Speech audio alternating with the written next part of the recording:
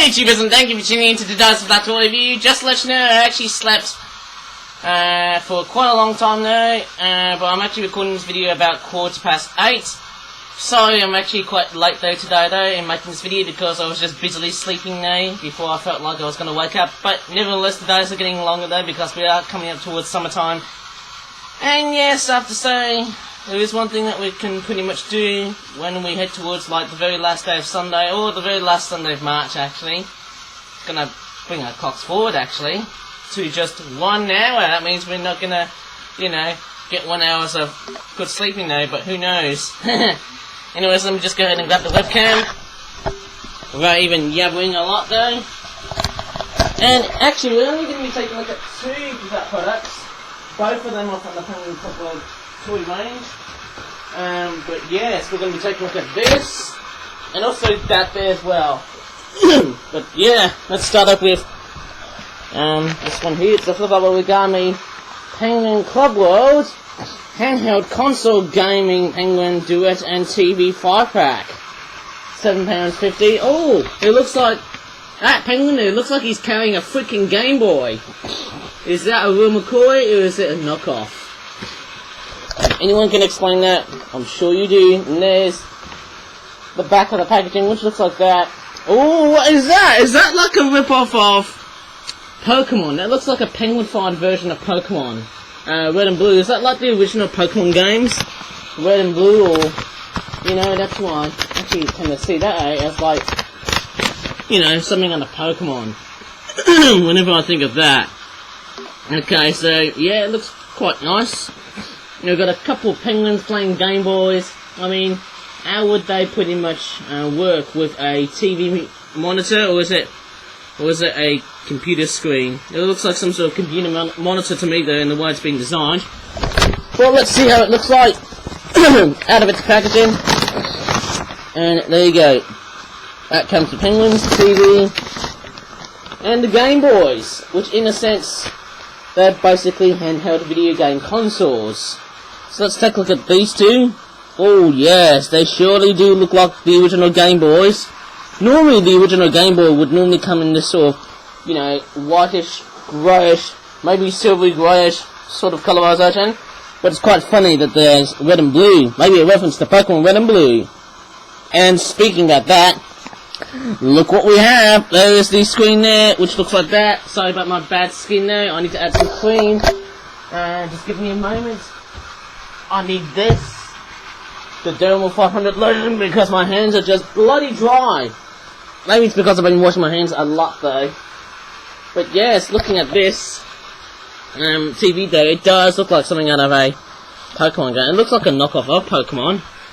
Oh, I can see a very weird fake mon called Penguin and Vamping, which looks like it's like a cross between a Club Penguin and Zubat, or is it Golbat? I can't really remember which Pokemon species it is.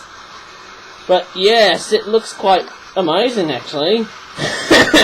Bit of a very weird Nintendo reference. I hope Nintendo doesn't sue me for this. Please, Nintendo, don't sue me for this. I hope.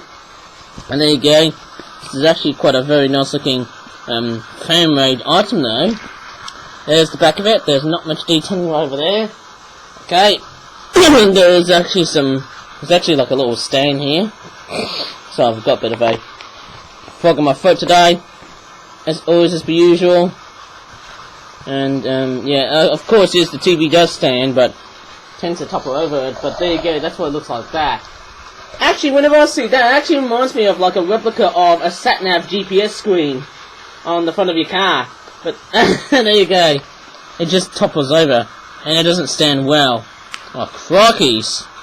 Why isn't it standing that well? But anyways, let's take a look at the penguins.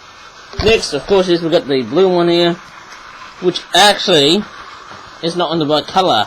It's meant to be this colour here, but what I've actually noticed is that this penguin here is actually in like blue instead of, dark, in this shade of blue. It's not that blue here. So there's been some weird misunderstanding, or a bit of a very weird mistake in the way I've just implemented my penguins day, but nevertheless, he looks cool. And the red one looks really, really nice. of course, yes, you can pretty much let them hold the Game Boy because, you know, well, if I was gonna let these guys play the Game Boy, how would I make the penguins play the Game Boy? Would they hold it like that?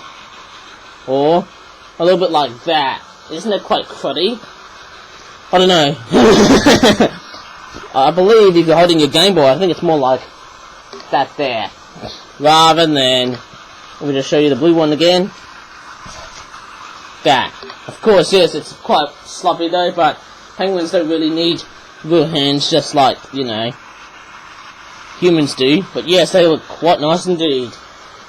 Of course, yes, if I have a look at the Game Boy, sorry about my frog in my throat, you can see there's a bit of depth into it. They've got a very weird curve on the right hand side on the bottom. And we've also got a D-pad, you've also got other buttons. There's your start and select button. Yeah, looks pretty nice actually. And save this one there. Yep, there you go, looks pretty much the same. Looks pretty much the same and the most, you know, similar of all toys, of course. So, my frog in my throat is just so bad though. But anyways, we've got another flip-flap product to review. And it's that there. Of course, yes, who remembers the St. Patrick's Day shamrock shaped card though? This one here is one which I think looks pretty nice.